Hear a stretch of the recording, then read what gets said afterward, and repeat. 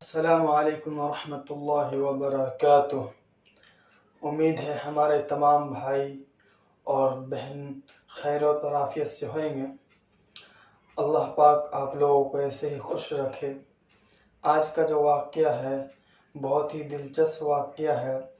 एक शहजादी नाम की लड़की का है और उमर नाम के लड़के का। कि शहजादी नाम की लड़की पढ़ी लिखी थी और उमर नाम का लड़का जो है अनपढ़ था। तो उनके घर वालों ने, जो शहजादी के घर वाले थे, वो उमर से निकाह करा दिया उनका। और वो लड़की चाहती थी कि पैसे वाले के घर में मेरा निकाह हो, पढ़े लिखे घर में मेरा निकाह हो, मगर उनके घर वालों ने उनसे ही कराया, उमर से। तो वो चाहती थी कि किसी भी हाल में उससे जो है तलाक ले ले, उसके साथ ना रहे, तलाक लेने की कोशिश कर रही थी। इसकी वजह से जो है उमर के साथ बहुत बुरा सलूक करती थी, उसके खाने में मिर्ची डाल देती थी, नमक ज़्यादा डाल देती थी। मगर फिर भी उमर कुछ नहीं कहता था, क्योंकि वो जानता था कि मुझे इसके साथ ज़िंदगी गुजारना है। बहुत अजियतें दी उस औरत ने, मगर उमर ने उसे कह दिया कि मैं तुम्हारे ही साथ रहना चाहता हूँ, तो मुझे छोड़कर मत जाना। तो वो औरत जब अपने मायके गई तो वहाँ जाके सबको कहने लगी कि उमर मेरे साथ जुल्म करता है, खर्चा भी नहीं देता है।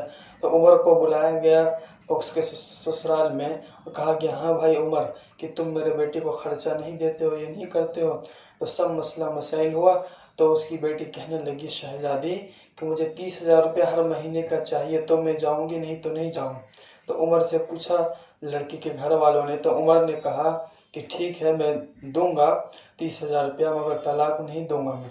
फिर दोनों चले गए और शहजादी जो थी वो मन में गाली देने लगी कि तुझे हरामी में देख कैसे बर्बाद करती हूँ। तो वो दोनों चले गए और चले जो गए तो फिर वो कुछ दिन बाद जो कहने लगी कि मुझे आईफोन मोबाइल दिला दो। तो उमर ने प्यार से कहा कि हाँ मैं तुम्हें आईफोन मोबाइल दिलाऊंगा, मगर मुझे छोड़कर मत जाना तुम। तो एक दिन क्या हुआ कि वो शहजादी जो शॉपिंग करने जा रही थी और रास्ते में जो है गाड़ी में से देखी तो एक शख्स है जो बस पे माल लोड कर रहा है, इतना वजन है लोड कर रहा है, और एक बस से लोड होकर जा रहा है तो दूसरे बस में जो है लोड कर रहा है। तो वो लड़का कौन था? वो उमर था।